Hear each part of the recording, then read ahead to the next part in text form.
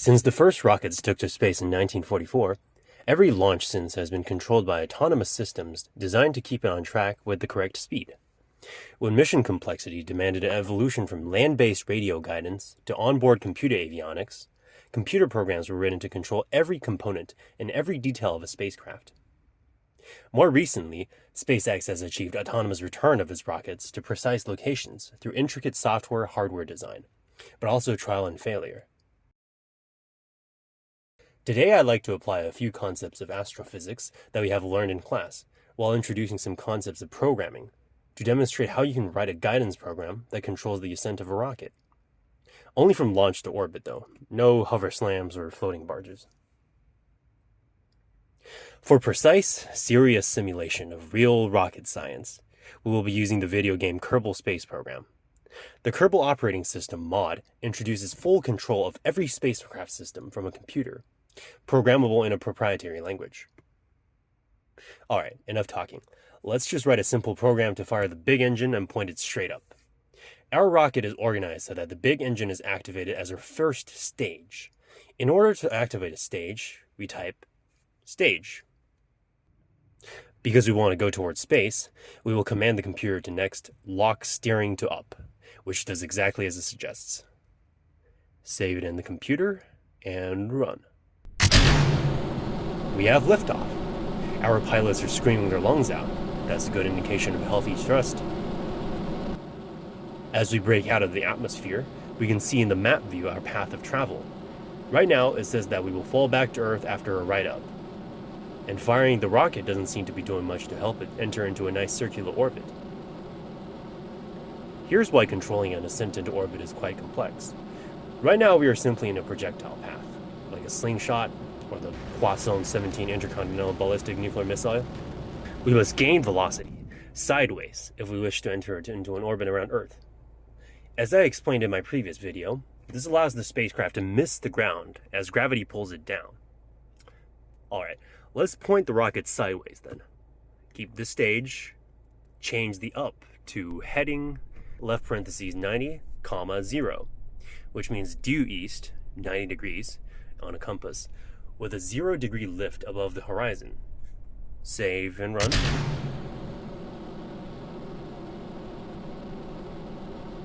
Seems good.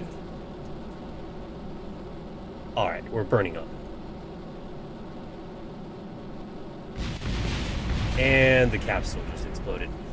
The Earth is special in that it's got a thick atmosphere full of air trying to slow our rocket down, producing massive heat in the process. As we know, air gets thinner the higher up you go, and in space, there will be no air at all. For our Earth here, space begins at 70,000 meters.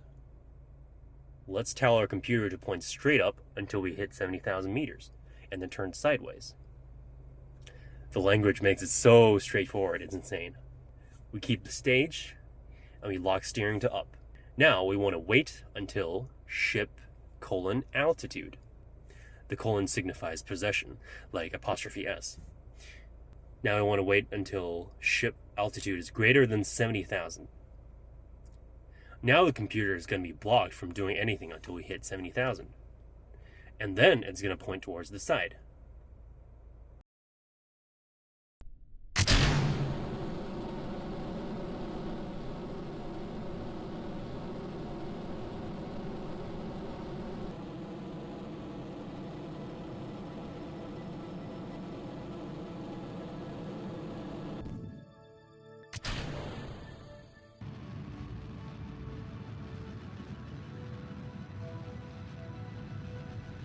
Nice. Now that's a proper orbit. But the problem with this is that we've used up all of our fuel, and now we're stranded in space. The thing is, we're trying to do one thing after another, right? Pointing up, accelerating, and then pointing sideways and accelerating. This is wasteful, because we're fighting gravity when accelerating up, while accelerating to the side is free. Why don't we try to do both at the same time? So here's the deal. We will make the rocket turn progressively towards sideways as the atmosphere thins out. But how do we determine the specifics? Here, I got a table. Through trial and error, I came up with the optimal series of data points to execute a good gravity turn. Here's how you read it. 090 means that at an altitude of 0, so at launch, we point the rocket at 90 degrees up. 1085 means that at 1000 meters, we'll begin turning the rocket towards 85 degrees. So on and so forth, ending at an altitude of 70,000 feet, which is the altitude where space begins. When we have a rocket pointing completely sideways, thus spending the least amount of fuel fighting gravity. To execute this in code, we must use what is called an event loop, where a certain piece of code is ran over and over again on a regular basis. Computers, unlike humans, enjoy doing the same thing over and over again, and will expect things to change. Here in our until loop, we can specify a condition for the computer to observe, and we can have it execute a piece of code repeatedly until it is satisfied. So for our first gravity turn, we can say until altitude is greater than 1000. We will lock the steering to 90, pointing straight up.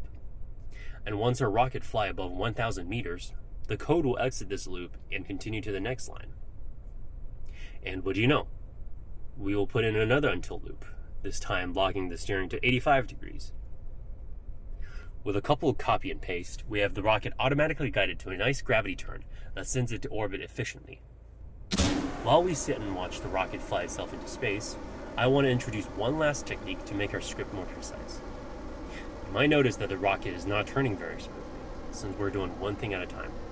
Turn, wait for an altitude, turn, and then wait for the next altitude. To smooth things out, we can do what is called a linear regression, and calculate a series of algebraic equations that tells our computer the exact pitch it needs to point to at all times. Second of all, when our big engine runs out of fuel, we are going to have to jettison it and switch to the smaller engine. We can put that in our event loop for the computer to listen to that big engine, and whenever it runs out of fuel, it will stage and eject it immediately.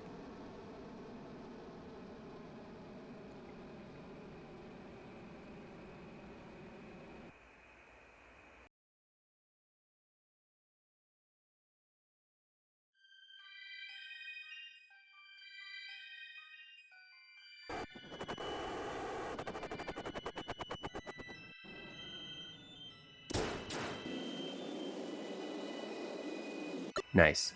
We've entered into a stable orbit with plenty of fuel to spare, and now we're going to be able to explore other astronomical bodies with plenty of reserve left.